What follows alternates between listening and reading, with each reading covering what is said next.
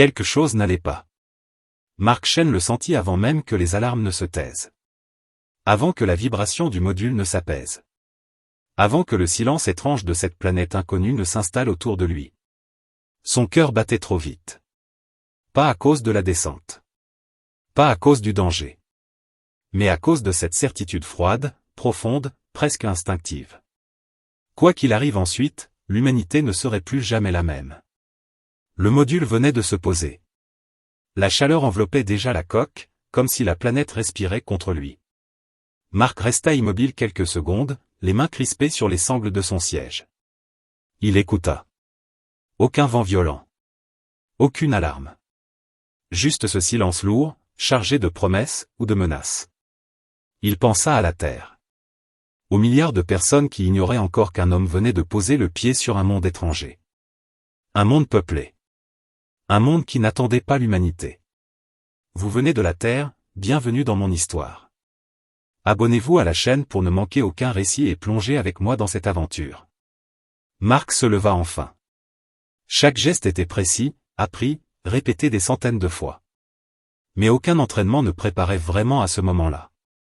Il activa les capteurs atmosphériques. Oxygène présent. Pression stable. Aucun poison détecté. La trappe s'ouvrit lentement. Un parfum étrange entra aussitôt, doux et floral, mais avec une note métallique qui lui donna la chair de poule. Mark inspira prudemment. L'air était chaud, presque vivant. Il descendit la rampe. Ses bottes touchèrent le sol. L'herbe n'était pas verte. Elle était violette, sombre, presque noire par endroits, et elle se pliait sous ses pas comme une matière souple. Le ciel au-dessus de lui n'était ni bleu ni gris, mais irisé, changeant, comme si la lumière elle-même hésitait sur sa couleur. Mark leva lentement les yeux. Et il les vit. Au loin, dressées comme des pointes de cristal géants, des structures immenses s'élevaient du sol. Une cité. Pas de doute possible. Des tours courbes, translucides, sans angle droit, comme si elles avaient poussé naturellement à partir de la planète. Son souffle se coupa. Ce n'était pas une ruine. Ce n'était pas un vestige ancien. C'était vivant. Mark activa son traducteur universel, même s'il savait que cela ne servirait peut-être à rien. Sa voix résonna faiblement dans l'air ouvert. Je viens en paix. Je représente la Terre. Il n'y eut pas de réponse immédiate. Puis un bruit. Un froissement dans la végétation, à quelques mètres seulement. Mark se tourna lentement, le cœur battant. 4 silhouettes sortirent de l'ombre des plantes hautes. Elles étaient grandes. Élancées. Clairement féminines. Leur peau était bleue, d'un bleu profond et brillant, comme poli par la lumière. Leurs yeux, violets et lumineux, se posèrent sur lui avec une intensité troublante. Elles portaient des vêtements fins, presque transparents, ornés de lignes lumineuses qui pulsaient doucement. Mark resta figé. Ce n'était pas la peur qui le paralysait. C'était le choc. Elles existaient. La plus grande s'avança. Ses cheveux argentés flottaient légèrement, comme animés par une brise invisible.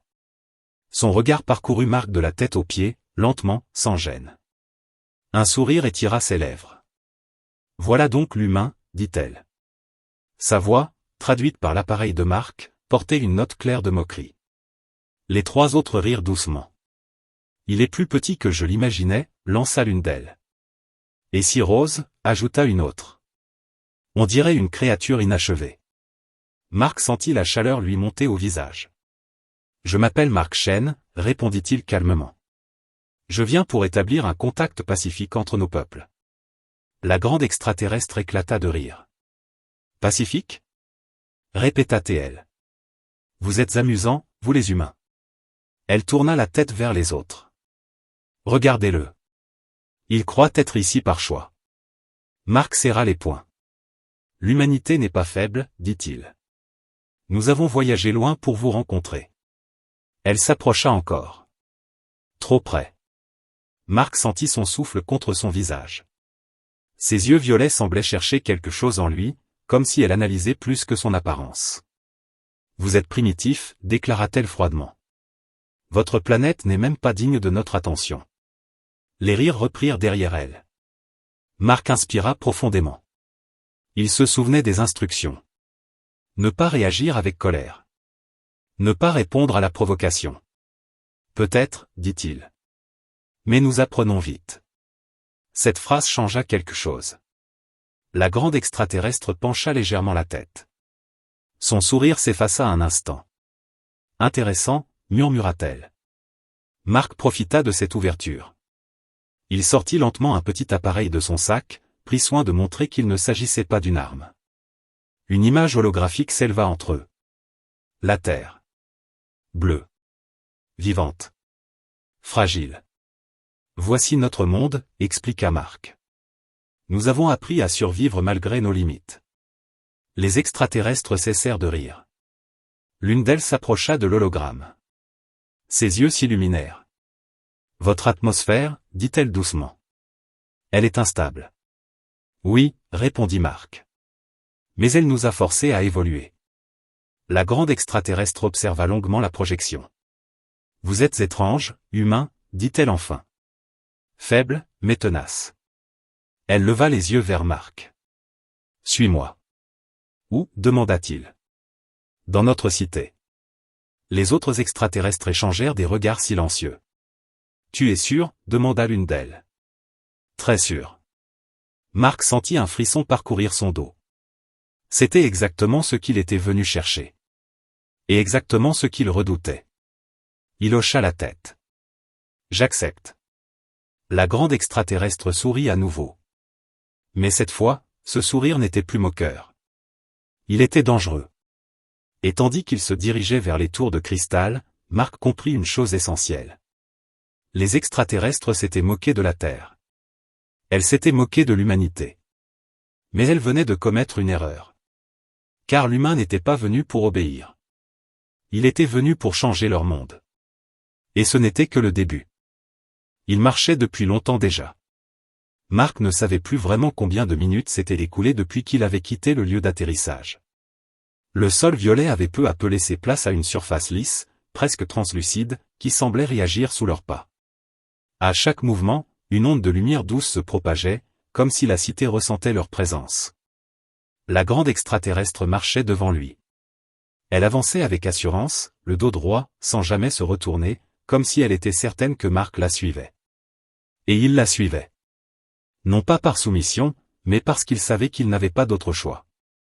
Autour d'eux, la ville se révélait peu à peu. Les bâtiments n'étaient pas construits, ils semblaient avoir grandi. Les parois ondulaient légèrement, respirant au rythme d'une énergie invisible. Des formes lumineuses circulaient à l'intérieur des murs, comme du sang dans des veines. Marc observait tout avec attention. Chaque détail comptait. Chaque détail pouvait sauver des vies, un jour. Il sentait pourtant le poids des regards sur lui. Des silhouettes apparaissaient derrière les parois transparentes. Des visages bleus, violets, parfois presque noirs, le regardaient passer. Certains riaient. D'autres semblaient curieux. D'autres encore affichaient un mépris évident. Il était un étranger. Un intrus. Un animal étrange au cœur de leur monde. La grande extraterrestre s'arrêta enfin devant une ouverture circulaire. Elle posa sa main contre la surface, qui s'ouvrit lentement en silence. « Entre, humain, dit-elle. » Marc hésita une fraction de seconde, puis entra. L'intérieur était immense. Un vaste espace s'étendait devant lui, sans mur visible, comme une salle infinie. Le sol était parcouru de lignes lumineuses qui se déplaçaient lentement. Au centre flottait une structure complexe, faite de formes imbriquées, tournant doucement sur elle-même. Marc sentit son souffle se couper. « C'est ici que nous observons, » dit la voix de l'extraterrestre derrière lui. « Ici que nous comprenons les mondes. » Il se retourna.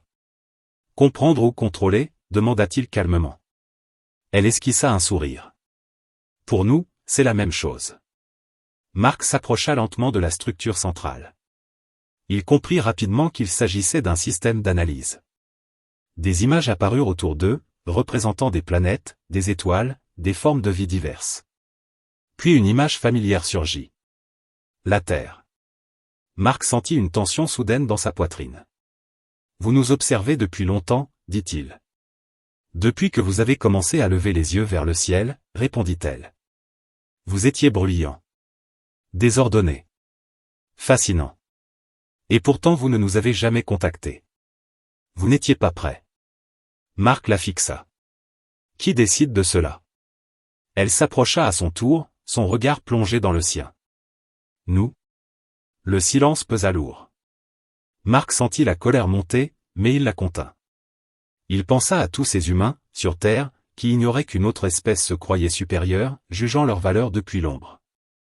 Vous vous moquez de nous, dit-il lentement. Vous nous regardez comme des enfants ignorants. N'est-ce pas ce que vous êtes, répondit-elle sans agressivité. Marc serra les dents. Nous avons survécu à des guerres, à des famines, à des catastrophes. Nous avons appris à coopérer malgré nos différences. Nous avons quitté notre planète alors que nous étions encore divisés. Cela ne vous impressionne pas? Pour la première fois, elle sembla hésiter. Votre espèce est contradictoire, admit-elle. Capable du pire comme du meilleur. C'est pour cela que vous êtes dangereux. Dangereux? Répéta Marc. Oui. Parce que vous ressentez trop. Vous aimez trop. Vous vous attachez. Et cela vous pousse à dépasser vos limites. Marc resta silencieux. Il comprenait enfin une partie de leur peur. Un bruit résonna soudain dans la salle. Une vibration sourde. Les lignes lumineuses au sol changèrent de couleur, passant à un bleu plus intense. L'extraterrestre se tourna brusquement. « Qu'est-ce que c'est » demanda Marc. Elle fronça légèrement les sourcils. « Une anomalie biologique » murmura-t-elle.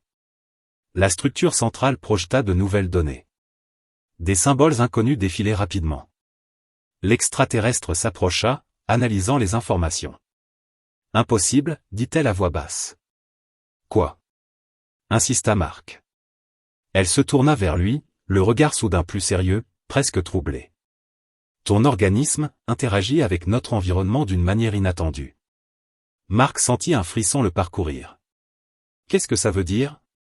Cela veut dire, humain, que ta présence ici provoque des réactions que nous n'avons jamais observées auparavant. Autour d'eux, la salle vibrait légèrement. La lumière pulsait plus vite. Vous avez dit que vous compreniez les mondes, répondit Marc. Peut-être est-il temps de comprendre l'humanité. Elle le fixa longuement. Puis elle éclata de rire, un rire plus nerveux cette fois. Tu es audacieux, humain. Trop audacieux. C'est ce qui nous a permis de survivre, répondit-il. Un silence s'installa à nouveau. Derrière les parois, des silhouettes s'étaient rassemblées. Les extraterrestres observaient, murmurant entre elles. Marc sentait que quelque chose changeait. Il ne savait pas encore quoi, mais il le sentait profondément. « Tu vas rester ici » dit soudain l'extraterrestre. « Prisonnier » demanda Marc. « Observer » corrigea-t-elle. « Étudier. » Marc inspira lentement. « Alors je veux parler » dit-il. « Je veux expliquer qui nous sommes vraiment. » Elle le regarda avec intensité. « Tu auras cette chance.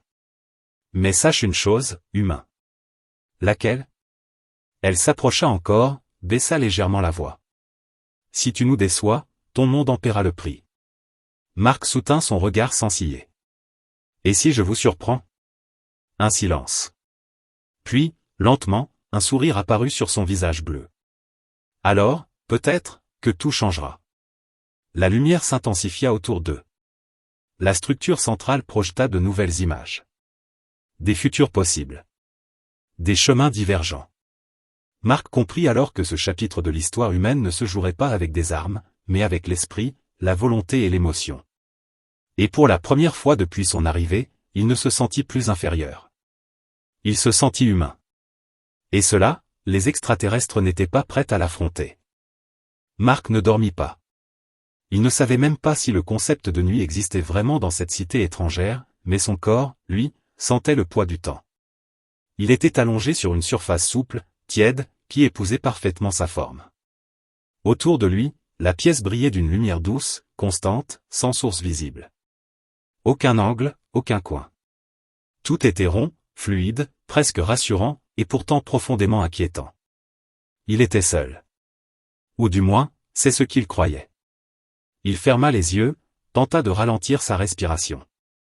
Il pensa à la terre, au visage familier, aux voix humaines, imparfaites mais sincères. Ici, tout semblait trop calme, trop contrôlé. Même le silence avait une présence. Marc se redressa lentement. Depuis son arrivée dans la cité, il sentait quelque chose changer en lui. Pas une blessure, pas une maladie. Autre chose. Comme si son corps réagissait à cet endroit. Comme si la planète elle-même l'observait, l'analysait, le testait. Il posa ses mains sur le sol. Une faible lueur apparut sous ses doigts, se propageant doucement en cercle concentrique. Marc retira sa main, surpris. Intéressant, murmura-t-il. La porte, ou ce qui semblait en être une, s'ouvrit sans bruit. La grande extraterrestre entra. Elle marchait lentement, ses pas à peine perceptibles. Son regard se posa sur Marc avec une intensité nouvelle. Il n'y avait plus de moquerie cette fois. Ni de supériorité affichée. Il y avait de l'attention. « Tu n'as pas dormi ?» constata-t-elle. « Non » répondit Marc simplement. « Ton esprit est agité. »« C'est normal. Je suis loin de chez moi. » Elle inclina légèrement la tête. « Chez toi. Ce mot semble important pour vous. »« Il l'est » répondit Marc sans hésiter. « C'est plus qu'un lieu. C'est un lien. » Elle resta silencieuse un instant, comme si elle cherchait à comprendre ce concept. « Viens » dit-elle finalement. « D'autres veulent te voir. » Marc se leva. Il sentit une légère faiblesse dans ses jambes, mais aussi une énergie étrange, comme si son corps s'adaptait peu à peu à cet environnement. Ils marchèrent à nouveau dans la cité. Mais cette fois, Marc remarqua davantage de détails. Les murs semblaient réagir à sa présence. Les lumières changeaient subtilement lorsqu'il passait. Certains extraterrestres s'arrêtaient pour le regarder, sans rire, sans parler. Quelque chose avait changé. Ils entrèrent dans une vaste salle circulaire. D'autres extraterrestres étaient déjà là, disposés en demi-cercle. Leurs regards se tournèrent vers Marc à l'unisson. Il se sentit exposé. Jugé. La grande extraterrestre prit la parole. Cet humain provoque des réactions biologiques anormales dans notre environnement. Un murmure parcourut l'assemblée. Impossible, dit l'une d'elles. Aucun être extérieur n'a jamais eu cet effet, dit une autre. Marc leva la main lentement. Puis-je parler, demanda-t-il. Un silence surpris suivit sa question. Parle, humain, répondit finalement une voix. Marc inspira profondément. Je ne sais pas pourquoi cela se produit. Mais je sais une chose. Nous, les humains, nous nous adaptons. Nous survivons dans des conditions extrêmes. Nous changeons. Pas seulement notre technologie. Nous-mêmes. Les extraterrestres échangèrent des regards. Vous êtes instable, dit l'une d'elles. Vos émotions vous rendent imprévisibles. Oui, admit Marc. Mais elles nous rendent aussi forts. Il fit un pas en avant. Vous observez l'univers. Vous l'analysez. Vous le contrôlez. Mais vous ne le ressentez pas comme nous. La grande extraterrestre le regardait attentivement. Explique-toi, humain. Quand nous aimons, nous protégeons. Quand nous avons peur, nous innovons. Quand nous souffrons, nous avançons. Nos émotions ne sont pas des faiblesses. Ce sont des moteurs. Un silence pesant suivit ces paroles. Soudain, une vibration secoua la salle. Les lumières pulsèrent violemment. Des symboles inconnus apparurent dans l'air. Encore cette anomalie, s'exclama une extraterrestre. Marc sentit une douleur sourde dans sa poitrine. Il porta la main à son cœur. Marc, dit la grande extraterrestre, ton corps réagit. Je le sens, répondit-il à voix basse. Les données projetées changeaient rapidement. Les extraterrestres semblaient de plus en plus troublés. Son organisme interfère avec notre champ vital, dit l'une d'elles. Ce n'est pas une interférence, corrigea une autre. C'est une résonance. Marc releva la tête. Une résonance ? Répéta-t-il. La grande extraterrestre s'approcha de lui. Cela signifie que ta biologie entre en harmonie avec notre monde. Ce qui est impossible. Ou simplement nouveau, répondit Marc. Elle le fixa longuement. Tu représentes un danger potentiel.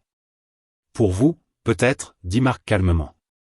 Mais pour l'univers, nous sommes une opportunité. Une autre extraterrestre s'avança. Et si cet humain change notre équilibre ? Et si sa présence provoque des conséquences irréversibles? Marc serra les poings. Nous n'avons jamais cherché à détruire l'univers, dit-il. Nous cherchons notre place. Comme vous. Le silence retomba. Puis, lentement, la grande extraterrestre leva la main. Assez. Elle se tourna vers Marc. Tu vas participer à une expérience. Volontaire, demanda-t-il. Elle hésita une fraction de seconde. Disons, nécessaire. Marc hocha la tête. Alors je veux être conscient.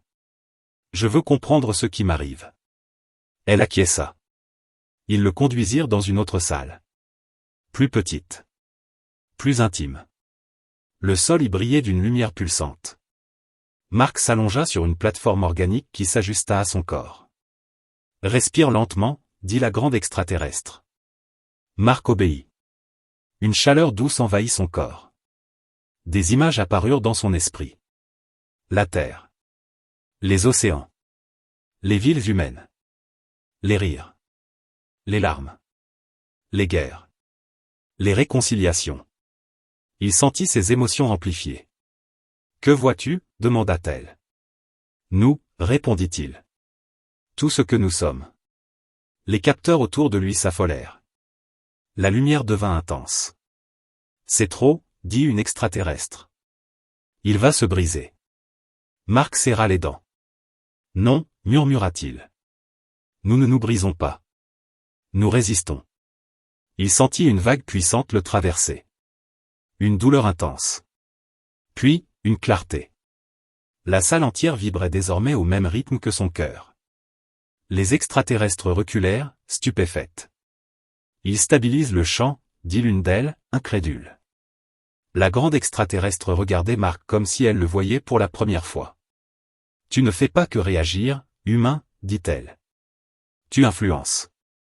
Marc ouvrit lentement les yeux. C'est ce que nous faisons toujours, répondit-il faiblement. Même sans le savoir. Le silence qui suivit n'était plus hostile. Il était chargé de respect. Et à cet instant précis, quelque part au cœur de cette cité étrangère, les extraterrestres comprirent une vérité dérangeante. Elles s'étaient moquées de l'humanité.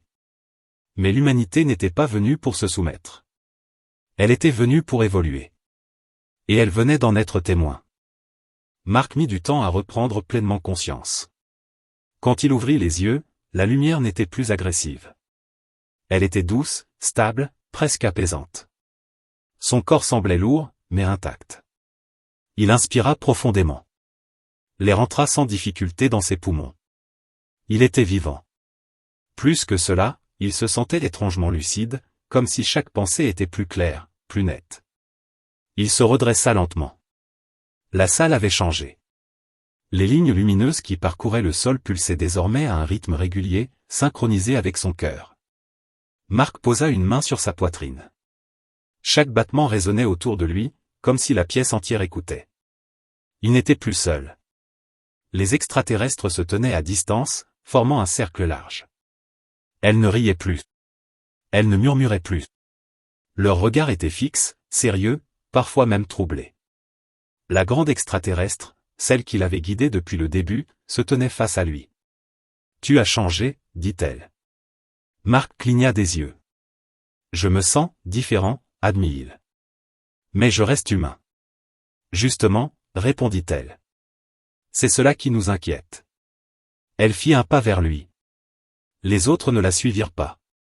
Certaines semblaient hésiter, comme si s'approcher de Marc était devenu risqué. Ce que tu as fait, poursuivit-elle, n'était pas prévu. Tu n'as pas seulement réagi à notre champ vital. Tu l'as influencé. Adapté. Stabilisé. Je n'ai rien fait volontairement, répondit Marc.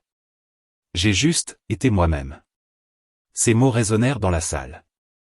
La grande extraterrestre resta silencieuse un instant, puis elle inclina légèrement la tête, un geste que Marc avait appris à reconnaître comme un signe de réflexion profonde. C'est peut-être là le problème, humain. Marc se leva complètement. Ses jambes tremblaient encore un peu, mais il tenait debout. Il observa autour de lui. Il voyait désormais des détails qu'il n'avait pas remarqués auparavant. Des variations subtiles dans la lumière. Des mouvements lents dans l'air. Comme si ses sens s'étaient affinés. Que va-t-il m'arriver maintenant, demanda-t-il calmement. Cela dépendra de ce que tu représentes pour nous, répondit-elle. Une menace. Ou un pont. Et pour vous, que suis-je, demanda Marc en la regardant droit dans les yeux. Elle ne répondit pas tout de suite. Finalement, elle dit. Tu es une question. Ils le conduisirent hors de la salle. Le chemin était plus long cette fois. Marc remarqua que la cité semblait plus agitée. Des extraterrestres se rassemblaient par petits groupes. Certaines discutaient vivement. D'autres observaient Marc avec une curiosité mêlée de crainte. Il comprit que ce qui s'était passé n'était pas anodin. Tout cela à cause de moi, demanda-t-il. À cause de ce que tu représentes, répondit la grande extraterrestre. Un imprévu. Ils arrivèrent dans un espace vaste, ouvert, surplombant une grande partie de la cité. De là, Marc pouvait voir les tours cristallines s'étendre à perte de vue, reliées par des structures lumineuses flottantes.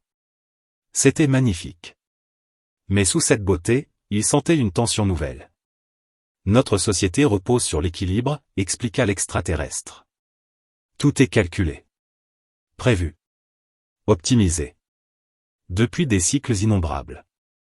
Et nous, dit Marc doucement, nous vivons dans le désordre. Elle le regarda. Oui. Et pourtant, tu as réussi là où nos systèmes les plus avancés ont échoué. Marc réfléchit. Sur Terre, dit-il, nous avons appris que le contrôle total est une illusion. La vie trouve toujours un chemin. Parfois chaotique. Parfois douloureux. Mais réel. Elle sembla troublée. Votre monde est violent, dit-elle. Instable. Pourquoi vouloir l'exporter ailleurs? Marc secoua la tête. Je ne veux pas exporter notre monde. Je veux que vous compreniez que notre force ne vient pas de la perfection. Elle vient de notre capacité à nous relever. Un silence suivit. Puis une autre extraterrestre s'approcha. Elle était plus petite, ses traits plus fins, son regard vif. Les anciens veulent décider de son sort, annonça-t-elle. Marc sentit son estomac se nouer. Décider comment? Certains souhaitent ton retour immédiat. D'autres, ton élimination. Marc inspira lentement. Il avait toujours su que ce moment pouvait arriver. Et vous, demanda-t-il à la grande extraterrestre. Elle détourna légèrement le regard, ce qui en disait long. Je n'ai pas encore décidé. Ils le conduisirent dans une autre salle, bien plus grande. Là, de nombreuses extraterrestres étaient déjà présentes, disposées sur des plateformes élevées. Marc comprit qu'il se trouvait devant une forme de conseil. Il se tint droit, malgré la fatigue. Voici l'humain, annonça une voix grave. Des regards lourds se posèrent sur lui. Il perturbe notre équilibre, dit une extraterrestre plus âgée. Il apporte le chaos, ajouta une autre. Il est dangereux. Marc serra les poings. Puis-je parler, demanda-t-il d'une voix ferme. Un murmure parcourut l'assemblée. Parle, humain, dit finalement la voix grave. Marc fit un pas en avant. Je comprends votre peur, commença-t-il. Vous avez construit un monde stable. Ordonné. Mais l'univers ne l'est pas. Il change constamment. Vous pouvez l'ignorer, ou évoluer avec lui. Nous n'avons pas besoin de changer, répliqua une extraterrestre. Nous avons atteint la perfection. Marc la regarda. La perfection n'existe pas, dit-il simplement. Elle est une pause. Et toute pause trop longue devient une chute. Le silence s'abattit sur la salle. Vous nous insultez, humain, dit une autre. Non, répondit Marc. Je vous respecte assez pour vous dire la vérité. Il inspira profondément. Vous vous êtes moqué de la Terre. De l'humanité. Vous nous avez jugés faibles. Primitifs. Mais c'est cette faiblesse qui nous a appris à coopérer. À aimer. À risquer. Il leva légèrement les bras. Je suis seul ici. Sans armes. Sans armée. Et pourtant, je suis toujours debout. Parce que je crois en ce que nous sommes. Les extraterrestres échangèrent des regards. Certaines semblaient ébranlées. Et si nous te laissons repartir, dit la voix grave, que feras-tu? Marc réfléchit un instant. Je raconterai ce que j'ai vu. Je dirai que vous existez. Que vous êtes puissante. Mais aussi que vous avez peur du changement. Un murmure inquiet parcourut l'assemblée. Tu menaces notre secret? Demanda une extraterrestre. Non, répondit Mark. Je vous offre un choix. Être découvert comme des juges, ou comme des partenaires. La grande extraterrestre s'avança enfin. Assez, dit-elle. Tous se turent. Cet humain n'est pas un ennemi, déclara-t-elle. Il est un miroir. Elle se tourna vers Mark. Tu nous obliges à nous regarder autrement. Mark soutint son regard. C'est ce que nous faisons entre humains, répondit-il. Même quand ça fait mal. Le conseil resta silencieux longtemps. Puis la voix grave reprit. Nous allons observer encore. Apprendre. Décider plus tard. Mark sentit un poids se lever de sa poitrine. Ce n'était pas une victoire. Mais ce n'était pas une condamnation. On le conduisit hors de la salle. La grande extraterrestre resta avec lui. Tu prends de grands risques, humain, dit-elle doucement. C'est notre spécialité, répondit Mark avec un léger sourire. Elle observa ce sourire, comme si elle le découvrait pour la première fois. Peut-être, dit-elle lentement, que nous avons sous-estimé votre espèce. Mark regarda la cité, brillante sous la lumière changeante. Peut-être, répondit-il. Mais l'histoire n'est pas finie. Et au fond de lui, il savait que le moment le plus difficile n'était pas encore arrivé. Car désormais, l'univers observait l'humanité. Et l'humanité allait devoir montrer qui elle était vraiment. Mark se tenait seul sur la plateforme d'observation. Devant lui, la cité entière s'étendait comme un océan de lumière vivante. Les tours pulsaient lentement, leurs reflets se croisant dans l'air irisé. Pour la première fois depuis son arrivée, Mark ne ressentait ni peur ni colère. Il ressentait une responsabilité immense. Il savait que ce moment était le dernier. Pas seulement pour lui. Pour l'humanité. La grande extraterrestre le rejoignit sans bruit. Elle resta à ses côtés, regardant la cité, comme si elle la voyait pour la première fois. Le conseil a parlé, dit-elle doucement. Ils ont pris leur décision. Mark ne la regarda pas tout de suite. Je vais être renvoyé, demanda-t-il. Oui. Mais pas comme il l'avait prévu au départ. Mark inspira lentement. Alors ils ont choisi la prudence. Ils ont choisi l'observation, répondit-elle. Et cela, pour nous, est déjà un changement immense. Mark hocha la tête. Et vous, demanda-t-il enfin. Qu'avez-vous choisi? Elle resta silencieuse un long moment. J'ai choisi d'écouter, dit-elle finalement. Ce qui est nouveau pour moi. Ils restèrent là, côte à côte, tandis que la cité continuait de vibrer doucement autour d'eux. Mark sentit que quelque chose avait changé dans l'air. Une tension, différente. Plus profonde. Soudain, une alarme silencieuse parcourut la cité. Les lumières changèrent de rythme. Les structures lointaines s'illuminèrent d'un éclat plus intense. Qu'est-ce que c'est? Demanda Mark. La grande extraterrestre se raidit. Une perturbation majeure, dit-elle. Venue de l'extérieur. Mark sentit son cœur accélérer. De quel genre? Elle se tourna vers lui, le regard grave. Une réaction en chaîne. Déclenchée par toi. Mark sentit un froid lui parcourir l'échine. Je n'ai rien fait, dit-il. Justement, répondit-elle. Tu as existé ici. Et cela a suffi. Des images apparurent dans l'air autour d'eux. Des ondes se propageant à travers la planète, puis au-delà. Des systèmes lointains, des mondes étrangers, tous reliés par des flux invisibles. Notre civilisation est reliée à d'autres, expliqua-t-elle. Par des équilibres subtils. Ta présence a modifié ces équilibres.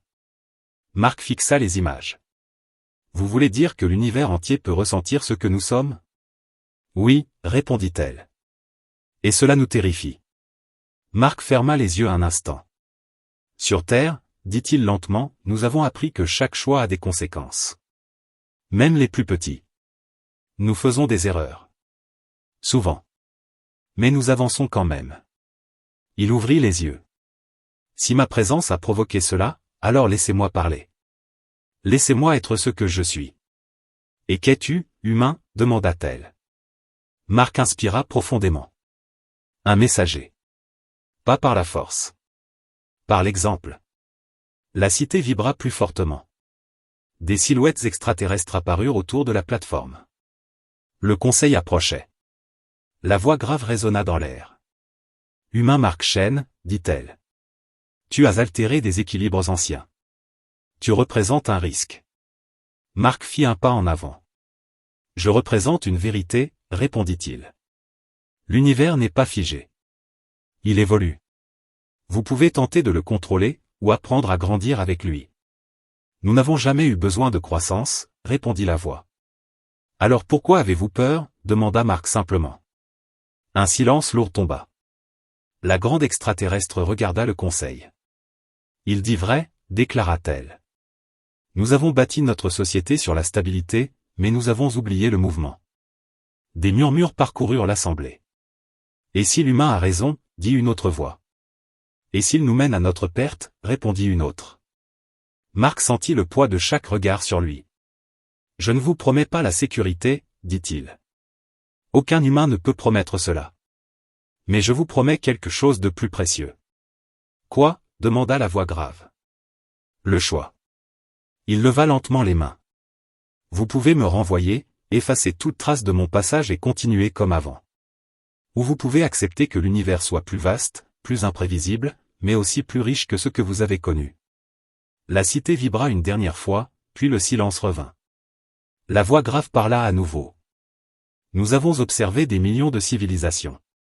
Elles finissent toujours par se détruire. Mark soutint ce regard invisible. Peut-être, dit-il. Mais certaines laissent une trace. Une idée. Un espoir. C'est cela que nous offrons. Un long moment passa. Puis, lentement, la grande extraterrestre s'agenouilla devant Mark. Le geste provoqua un choc visible parmi les autres. Je reconnais l'humanité comme une force évolutive, déclara-t-elle. Non pas supérieure. Non pas inférieure. Mais essentielle. Mark sentit ses yeux le piquer. Relevez-vous, dit-il doucement. Nous ne cherchons pas l'adoration. Seulement le respect. Elle se releva. La voix grave résonna une dernière fois. L'humain repartira. Mais son monde sera désormais observé avec attention. Et avec prudence. Mark hocha la tête. C'est tout ce que nous demandons. On le conduisit vers le module de retour. La rampe était déjà abaissée. La Terre l'attendait, loin, fragile, imparfaite. La grande extraterrestre s'arrêta à quelques pas de l'entrée. Tu as changé notre monde, dit-elle. Mark la regarda. Et vous avez changé ma vision de l'univers. Elle hésita, puis dit. Un jour, peut-être, nous reviendrons vers vous. Non pas comme des juges. Mais comme des partenaires. Mark sourit. Alors ce jour-là, répondit-il, nous vous accueillerons. Il monta dans le module. La trappe se referma. Alors que le vaisseau quittait la planète, Mark regarda une dernière fois la cité disparaître sous lui. Il sentit une émotion forte l'envahir. De la fierté. De la peur. De l'espoir. Il n'était qu'un homme. Mais il avait porté la voix de l'humanité jusque dans les étoiles. Sur Terre, personne ne savait encore ce qui venait de se produire. Mais bientôt, il le saurait. Et quand ce jour viendrait, l'humanité ne serait plus seulement une espèce observée. Elle serait reconnue. Car les extraterrestres s'étaient moqués de la Terre. Elles avaient sous-estimé l'humain. Et l'univers venait d'apprendre une vérité simple, mais puissante. Tant que l'humanité existe, l'évolution ne s'arrête jamais.